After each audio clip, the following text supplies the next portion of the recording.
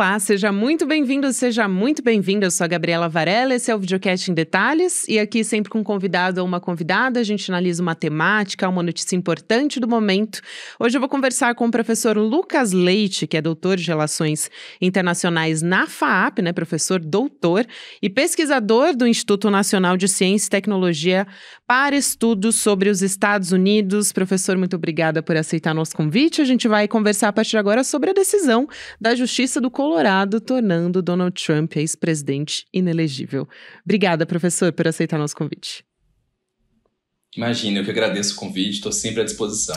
Vamos lá, então, falar sobre essa decisão da Suprema Corte do Colorado, decidindo, então, que o ex-presidente Donald Trump se encaixa na 14ª emenda da Constituição e seção de número 3. Então, vamos começar por essa questão, que é bem técnica, né, específica. O senhor pode explicar primeiro, professor, qual foi o entendimento do tribunal que o Trump se envolveu numa insurreição?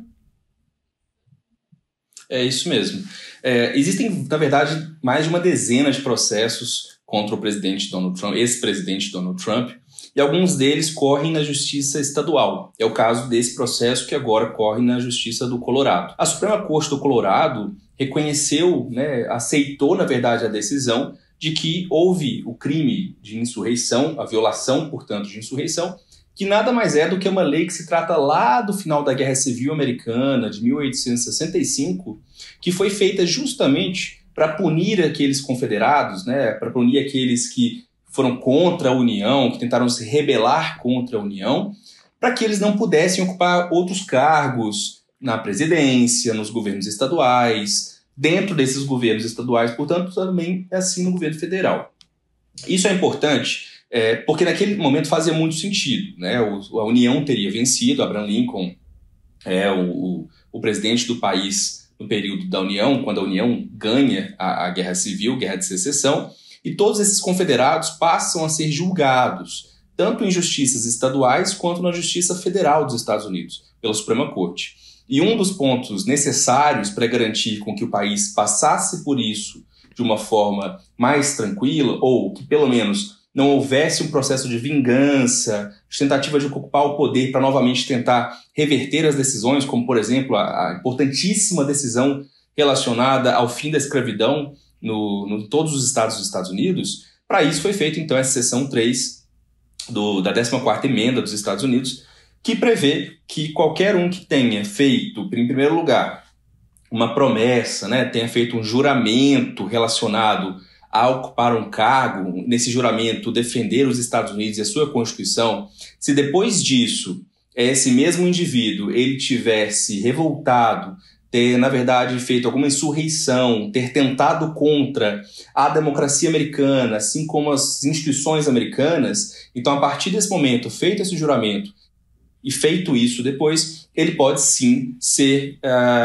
colocado em evidência em razão de insurreição, e por isso perder seus direitos políticos. Professor, daí eu queria falar sobre o efeito dessa decisão. Vale até o dia 4 de janeiro, é isso? Seria um dia antes da certificação dos pré-candidatos das prévias republicanas no estado, inclusive, né? Ele pode ficar de fora das primárias, já está de fora das primárias. Como é que é essa história? Ainda não. A notícia ela é animadora no sentido de que pode gerar um precedente para outros estados, mas a gente ainda precisa de fato, confirmação da Suprema Corte dos Estados Unidos, Suprema Corte Federal. Isso porque a decisão foi feita na Suprema Corte do Estado do Colorado, e ela nem foi uma decisão, na verdade, de primeira instância. Na primeira instância, o ex-presidente Trump conseguiu a liberação para participar das primárias no estado, as primárias do Partido Republicano, mas essa Suprema Corte do Colorado depois decidiu que não, que a lei valeria sim, porque houve uma interpretação da juíza de primeira instância de que a lei não valeria para a presidência, mas não há nada indicando efetivamente que haveria uma exceção desse tipo. Então a Suprema Corte do Colorado autorizou. O ponto é, a Suprema Corte do Colorado, sabendo que por se tratar do acionamento de uma emenda à Constituição, portanto se tratando de uma questão constitucional, nacional, federal, ela vai ser acionada. E já imaginando que isso vai acontecer, a Suprema Corte do Colorado já colocou de forma a suspender essa decisão até que a Suprema Corte e aí a gente imagina que isso até, no máximo, março seja decidido, para que a Suprema Corte possa decidir efetivamente se vale o crime de insurreição aplicado ao caso de Donald Trump ou se não. Nesse momento, ele ainda continua participando das primárias, ou seja, o nome dele, até que haja uma definição da Suprema Corte e que essa decisão da Suprema Corte seja acatada, acomodada no nível estadual, Donald Trump ainda é pré-candidato. Falando em até que a Suprema Corte julgue esse caso, recorrendo à Suprema Corte, ela pode concordar com o Colorado e daí que ela abriria um precedente, né, de inelegibilidade. Aí eu pergunto também, a maioria hoje é conservadora, então qual que seria a avaliação do senhor de que pode ou não, né? 6 dos 9 foram indicados pelo Republicanos e 3 pelo próprio Donald Trump também, né, professor? Perfeito, esse é um ponto importantíssimo. A Suprema Corte dos Estados Unidos, a despeito de todos os seus juízes falarem que tomam decisões baseadas apenas no legalismo, na questão técnica judiciária, ela sim está carregada de ideologia, porque esse é um elemento que não se desconecta dos indivíduos, na verdade. Independentemente de quem tenha sido indicado por democratas ou republicanos, todos têm visões de mundo, todos têm interesses, todos têm aquilo que os guia nas suas decisões, para além, óbvio, do aparato jurídico formal. Então, o ponto que pode deixar a gente um pouco mais preocupado nesse caso é não apenas de ter mais juízes conservadores. Isso não seria um problema tradicionalmente, porque se for seguido o rito da lei, eles poderiam sim concordar com a suspensão dos direitos políticos do Donald Trump no Colorado, mas é o que você falou, esses 3 juízes que foram indicados por Donald Trump, eles têm uma familiaridade com o ex-presidente, eles atendem sim a interesses ligados a aspectos ideológicos, eles compartilham de uma ideologia de extrema-direita e muito provavelmente vão votar contra a aceitação dessa criminalização de Trump no Colorado. Então, a gente já teria um cenário muito difícil se fosse uma Suprema Corte dividida, né, meio a meio, coisa do tipo. Isso dificulta ainda mais quando a gente imagina que 3 votos já são garantidos para o Donald Trump. E isso ainda é mais dificultado, olha só, por causa de todas essas questões ideológicas, por causa da extrema-direita avançando e dessa polarização nos Estados Unidos. Isso tem feito com que a Suprema Corte tenha querido adotar um low profile, né, vamos dizer assim. Ela tem querido evitar entrar em rusgas muito políticas, e especialmente depois, né, das eleições passadas. Mas o que eu acho que vai acontecer é que a Suprema Corte vai ser acionada frequentemente, na verdade. São muitos os processos contra o Trump, esse é apenas um deles, esse é um dos mais simples, por assim dizer, que a gente tem ainda os que vão questionar sobre a questão da impunibilidade do Trump, se ele tinha direito ou não, se no cargo ele poderia ter feito o que fez. Enfim, eu não sou muito otimista, para ser sincero, em relação à decisão que vem a ser tomada pela Suprema Corte. E a defesa do Donald Trump, inclusive, disse que só a Suprema Corte dos Estados Unidos tem a palavra final sobre as questões constitucionais. Poderia seguir por esse caminho também. E também dizem que a invasão no Capitólio não foi grave o suficiente, argumento, enfim, da defesa, para ser qualificada como insurreição, conforme essa emenda. Agora, o Trump, ele pode vencer também essa batalha jurídica com base numa suposta liberdade de expressão? A defesa pode alegar isso também. Tem materialidade, como diria aqui um colega meu do ICL, o César Calejão, mas isso é robusto o suficiente dizer que ele se apoiou na liberdade de expressão para fazer tudo o que fez no 6 de janeiro, professor? Sem dúvida. E esse é o argumento central de muitas das defesas que são feitas nos Estados Unidos contra aqueles revoltosos, não? Contra os golpistas naquele dia de janeiro. Coisa que é feita, inclusive, aqui no Brasil também. A diferença é que aqui no Brasil nós temos uma legislação que entende muito melhor o que se trata de liberdade de expressão e não radicaliza para que seja possível qualquer coisa. Nos Estados Unidos, a interpretação de liberdade de expressão ela ainda é muito rígida no sentido de permitir, de fato, com que as pessoas possam usar desse argumento para defender, inclusive, aberrações, né? Por isso que nós temos manifestações de supremacistas brancos, inclusive apoiados por Donald Trump. Por isso que nós temos grupos de extrema-direita, grupos neonazistas, que se manifestam publicamente e nada é feito contra eles.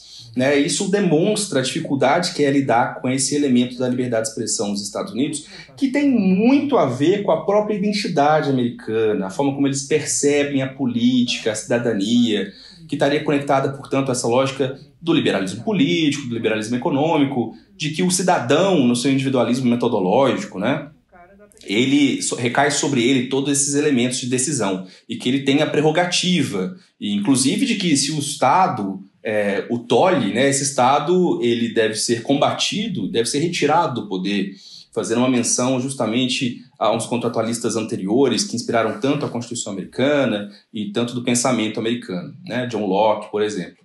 Então, sim, esse é um argumento que vai ser bastante utilizado, é um argumento muito polêmico, porque a Suprema Corte tem muito medo de que essa decisão infle ainda mais os grupos políticos e a polarização que existe nos Estados Unidos, nas redes sociais, por exemplo, a gente percebe isso mais claramente, e que, se isso for tomado como precedente, isso gere uma mudança muito grande de paradigma no próprio direito dos Estados Unidos, que é muito baseado em decisões tomadas no grupo, né? Tomadas a partir da tradição, a partir do costume, do direito consuetudinário. Ao contrário do nosso direito, que regula tudo de forma positiva, ou seja, coloca nas normas expressamente o que pode e o que não pode, quais as exceções. Lá não existe essa exceção pré-delimitada. Então isso gera, obviamente, um problema para a Suprema Corte, que já tem que lidar com esses casos e tem que lidar com o fato de que será que o presidente pode falar tudo? O presidente tem direito de pedir, inclusive, a golpistas que ocupem a Casa Branca, o Congresso? Esse, hoje, é o elemento-chave para entender as possíveis decisões da Suprema Corte dos Estados Unidos nos próximos meses.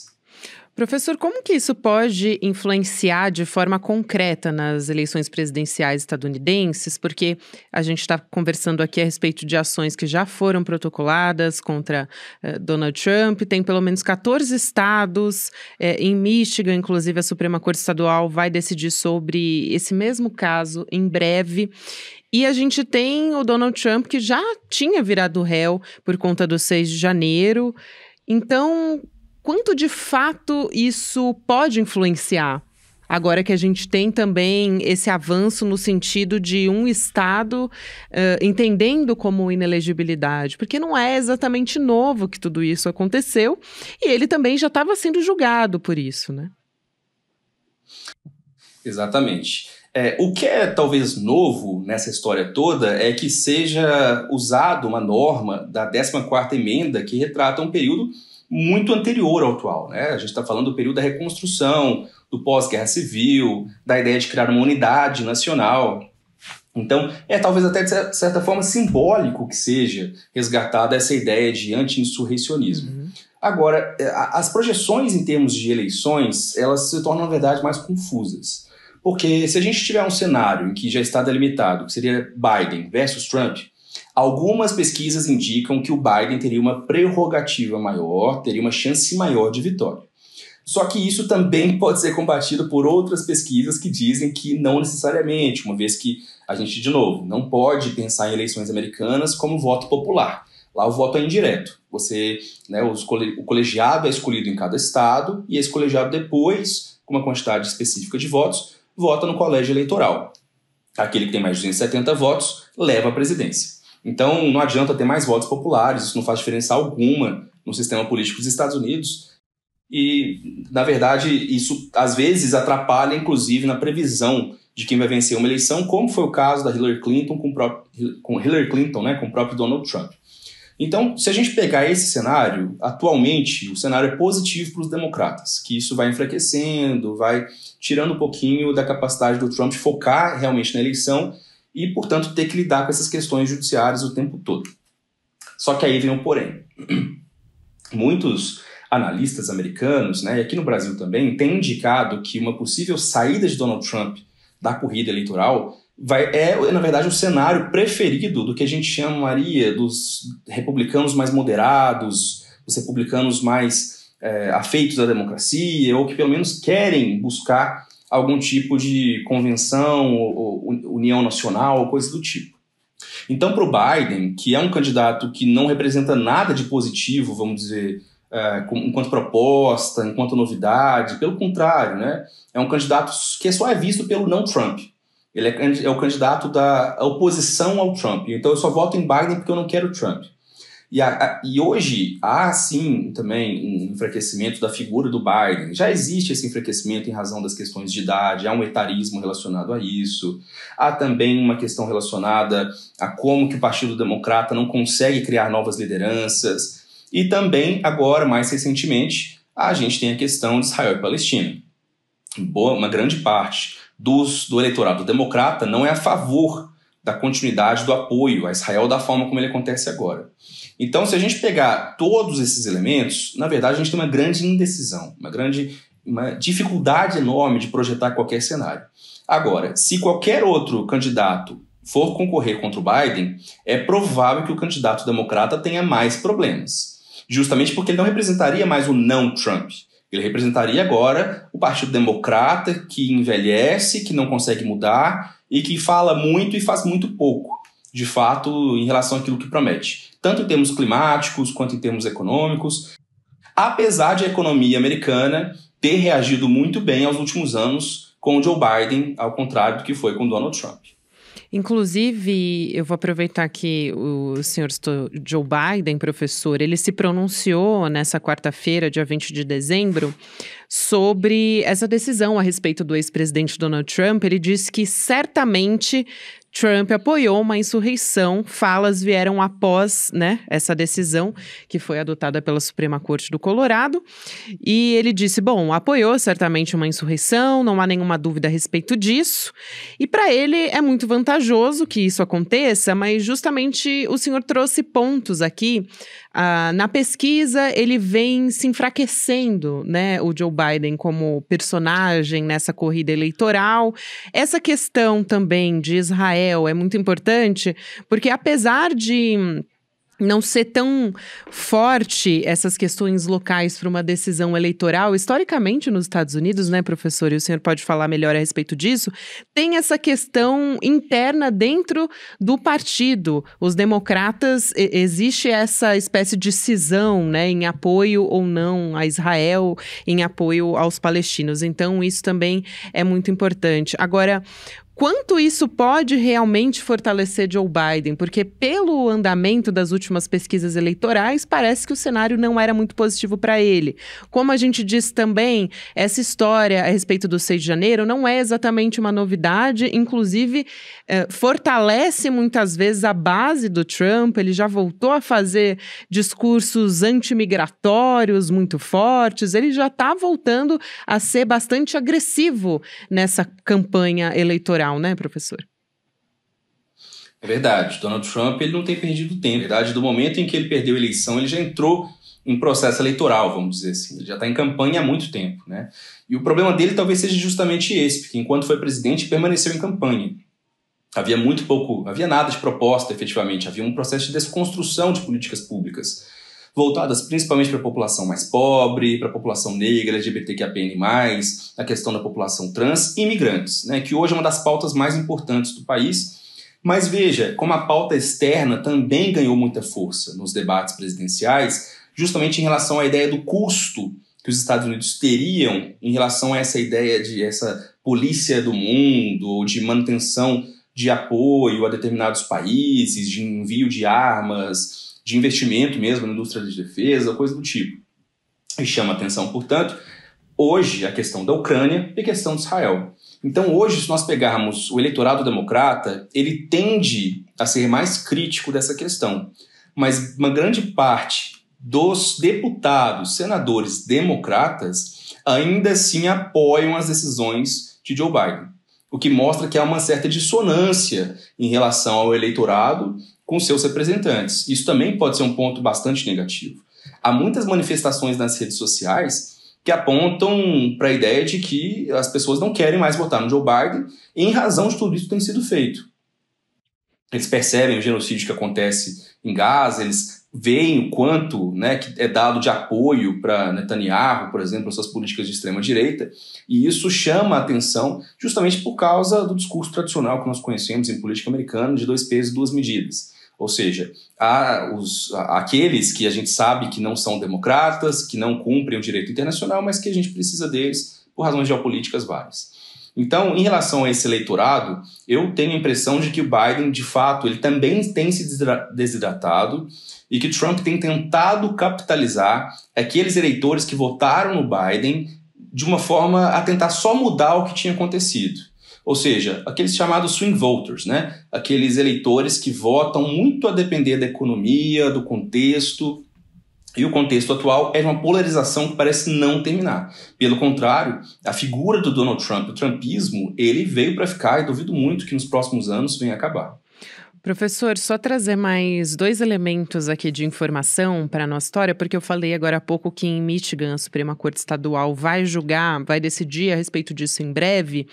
O Joe Biden, pela pesquisa Times Siena, que saiu recentemente, ele perde em 5 de 6 estados estratégicos, dentre eles em Michigan. Então, seria bastante importante a gente ter também a informação de como que Michigan vai se comportar na justiça a respeito disso, porque aí isso poderia, de repente, dar uma vantagem eleitoral a Joe Biden.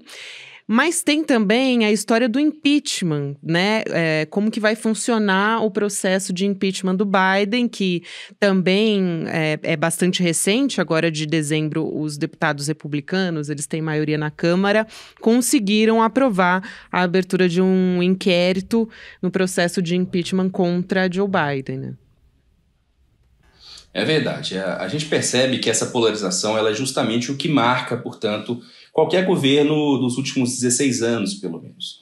Se nós pegarmos o que Joe Biden é acusado, né, há pouco elemento material, empírico, que de fato levantasse isso enquanto uma questão de impeachment.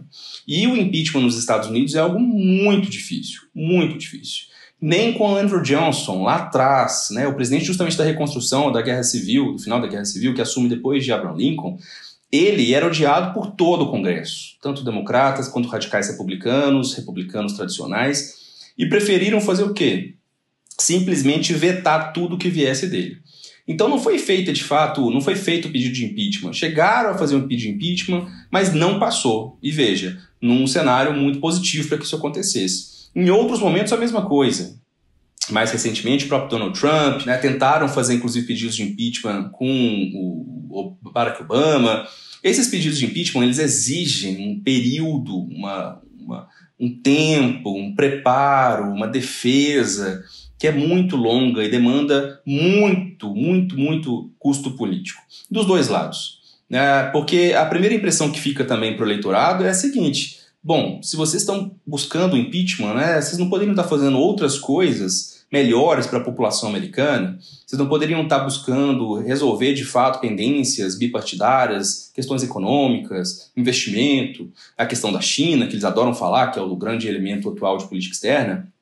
Então, a questão do impeachment hoje, ela é muito mais um gaslighting, na minha percepção. Ela é, portanto, algo para tirar a atenção, né, justamente de elementos como o próprio trumpismo, para tentar jogar Joe Biden na defensiva e para que ele também tenha que se preocupar com outros elementos a não ser a sua campanha presidencial. Então o que a gente está vendo, na verdade, é um jogo de empurra, um jogo constante de gaslighting, de tentar apagar o que um faz, tentar apagar o que o outro faz, empurrar para ele, né, os efeitos mais custosos de lidar com a mídia, com as redes sociais.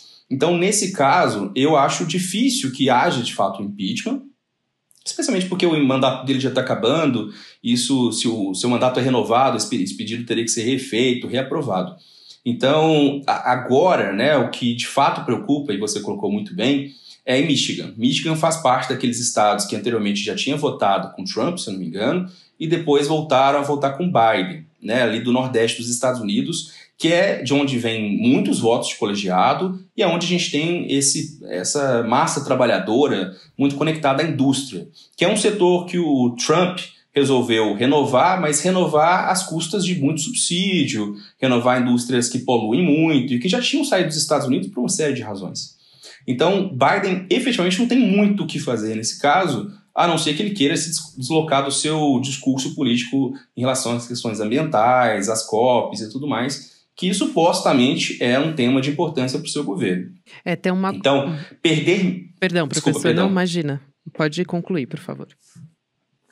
Eu ia dizer só que, no caso de Michigan talvez seja representativo para outros estados ali da região.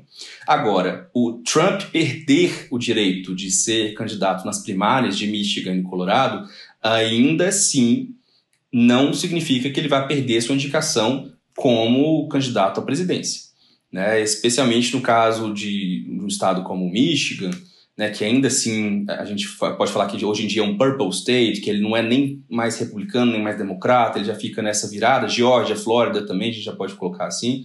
Então, eu acho que sim, a vitória se houver de fato uma vitória contra o Donald Trump e ele foi impedido, e nesse impedimento o partido entender que não vale a pena, mesmo que ele ganhe as primárias, aí a gente teria um outro cenário. Professor, acho que então, só para fechar essa história do impeachment, a gente não deve ter de fato, uma decisão prática a respeito disso, uma consequência prática para o Biden. O que pode acontecer é um desgaste em termos de opinião pública mesmo, né? Em como o eleitorado vai enxergar esse processo acontecendo aí às margens de uma disputa eleitoral. Agora, tem também, acho que vale a pena perguntar a respeito da disputa, já que a gente está falando de Donald Trump, pelo poder dentro da direita americana, né? Tem o Ron DeSantis, que é o concorrente do Donald Trump. Ele saiu já em defesa do ex-presidente. Uma condenação de Trump abriria caminho para tornar ele uma espécie de mártir? A imagem dele poderia ser utilizada em favor, inclusive, do DeSantis? Ou seria muito prematuro a gente falar a respeito disso, talvez? Não, eu acho que independentemente se for Trump ou não, a lógica do trumpismo permanece, né? A figura dele, enquanto se qualquer candidato que falar, né?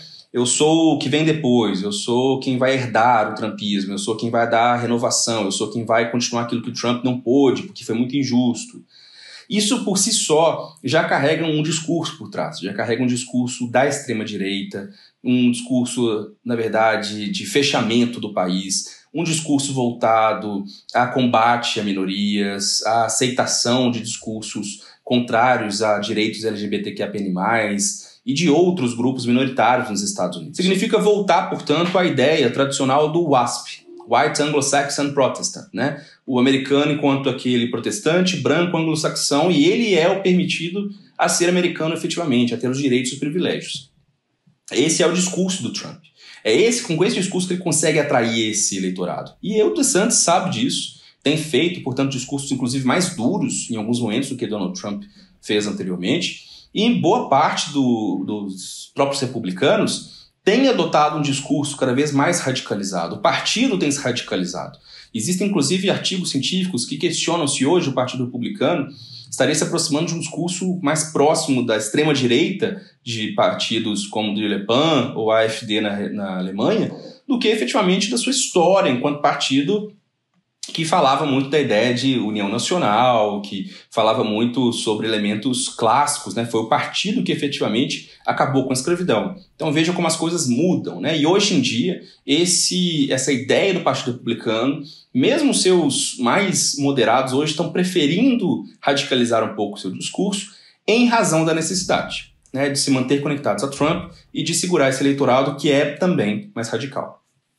Professor, para fechar a nossa conversa, quando que a gente deve ter uma decisão? Em quanto tempo a gente pode esperar uma decisão a respeito de uma medida concreta de inelegibilidade ou se Trump deve mesmo concorrer à corrida eleitoral nos Estados Unidos? Em quanto tempo isso deve vir? Olha, a Suprema Corte, de novo, vai ser interpelada nesse aspecto e ela lida com duas questões também. Uma delas é a de que, se ela acelerar demais, pode parecer que ela está fazendo algo para prejudicar Trump. Ela pode ser apontada, que ela ideologizou o pensamento, ela mudou os ritos e não está dando o tempo de resposta necessário a Donald Trump. Se ela é lenta demais, pode parecer que ela também quer se eximir de qualquer debate, não quer entrar nessa esfera e, obviamente, deixa um legado muito ruim, né, em termos de decisão, independentemente de qual seja. Eu acho que essa decisão deve ocorrer até março do ano que vem, porque é justamente quando vão ocorrer as primárias dos estados, dos republicanos, imagino também que dos democratas. Então, para que haja efetivamente um valor à decisão a ser tomada no Suprema Corte e que isso possa reverberar nos estados, eu acho que antes de março de 2024 a gente deve ter uma decisão nesse sentido. Se não, a decisão tomada pela Suprema Corte já está dada também. Professor Lucas Leite, muito obrigada pela sua participação. O professor, ele é professor doutor de Relações Internacionais na FAAP, pesquisador do Instituto Nacional de Ciência e Tecnologia para estudos sobre os Estados Unidos. Obrigada por aceitar nosso convite. Foi um prazer conversar com o senhor. Seja sempre muito bem-vindo aqui no Em Detalhes. Prazer foi todo meu. Sigo à disposição, sempre que quiserem, é só chamar. Obrigada, professor. Até uma próxima. Até mais. Tchau, tchau. O Videocast em Detalhes fica por aqui. Próximo episódio vai ao ar às 10h30 da manhã, ao vivo no YouTube, por onde você acompanha toda a nossa programação. Agora você fica com o Videocast Mercado e Investimentos. 5 horas da tarde tem Rolê CL, 6 horas da noite CL Notícias, segunda edição. E também o episódio fica disponível sempre no formato podcast, em todas as plataformas de áudio, com trechos exclusivos que você não encontra aqui nessa versão em vídeo. Muito obrigada a você que me acompanhou até aqui. Até amanhã. Olha, o Padre Júlio Lancelotti tem uma mensagem importante e um convite para te fazer. Padre Júlio. Não, junto com o Leonardo Boff e o Chico Pinheiro, participe desses episódios, lute com esperança e pela esperança. Participe, vamos refletir juntos. Olá, sou Caí Galvão, escritor, palestrante e mentor financeiro especialista em ajudar as pessoas a saírem das dívidas. E eu preparei um treinamento chamado 8 chaves para libertar você de uma vez das dívidas. E dentro desse 8 chaves, a gente tem um módulo secreto especial para a galera que tem aí o famoso consignado. E isso está 100% disponível e 100% online. Aqui no Instituto Conhecimento Liberta, com mais de 200 treinamentos disponíveis para você. É só você se inscrever e eu vejo você lá.